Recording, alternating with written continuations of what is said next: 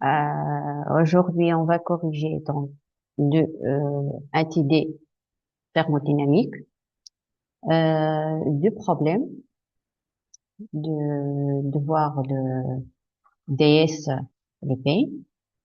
Donc, on commence par premier problème. Alors, dans ce problème, il propose une chaîne de production industrielle comporte de nombreux éléments permettant de modifier l'état des fluides qui circulent. Chaque élément fonctionnant en régime permanent. D'accord? Donc, أول حاجة en régime permanent. Les grandeurs entrantes dans un élément particulier seront notées par un indice E.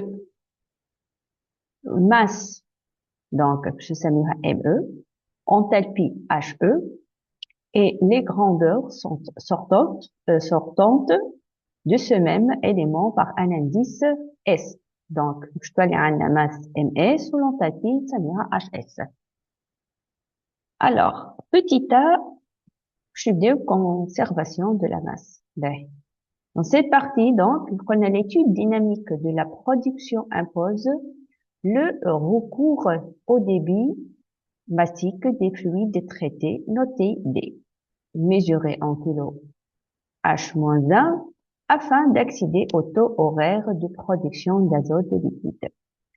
Un élément petit de la chaîne peut être alimenté par une ou plusieurs tubulures, caractérisées par différents débits.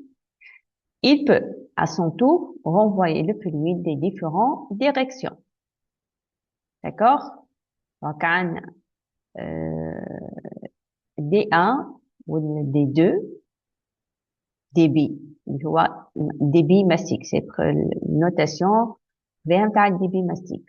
D1 ou D2, l'entrant. Alors, mon badge, j'ai deux.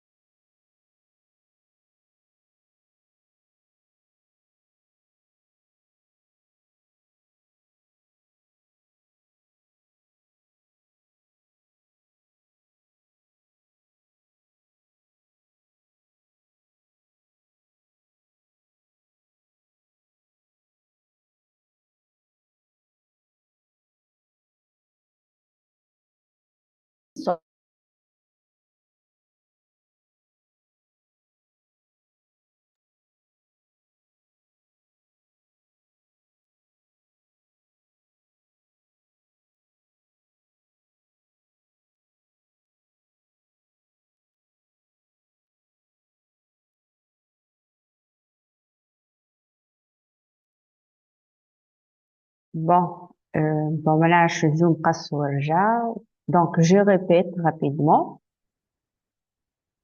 Alors, donc on a là dans ce problème, donc on a une chaîne de production industrielle comporte de nombreux éléments. Ben, je nous on a donc le régime permanent. Alors là, l'élément d'ana un élément psi de la chaîne qui peut être allumé par plusieurs tubulures. Ces tubulures caractérisées alors par différents débits. Donc, à l'entrée, on a D1 comme des débits et D2. On peut sortir un D3 et D4. Mais, premièrement, en identifiant le débit entrant, DE, et le débit sortant, DS, et écrit la relation qui existe entre les différents débits lorsque l'élément fonctionne en régime permanent. Donc, pour DE, on a oui, c'est D1 plus D2, DS c'est D2 plus D4. Si on fait donc DE est égal à DS, alors D1 on a plus D2 est égal à D3 plus D4, ou la somme de DI est égale à 0. Alors, on compte positivement ce qui entre et négativement ce qui sort. avec علاش donc est égal à 0. Alors ici, là, je prends donc D1 plus D2 moins D3 moins D4 est égal à 0. D'accord? B.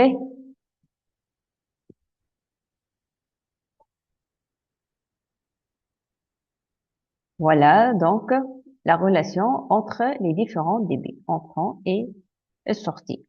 B. Donc, après, partie B, il y a un fluide en écoulement avec une énergie cinétique négligeable passe d'un milieu où la pression PE à un milieu où la pression PS au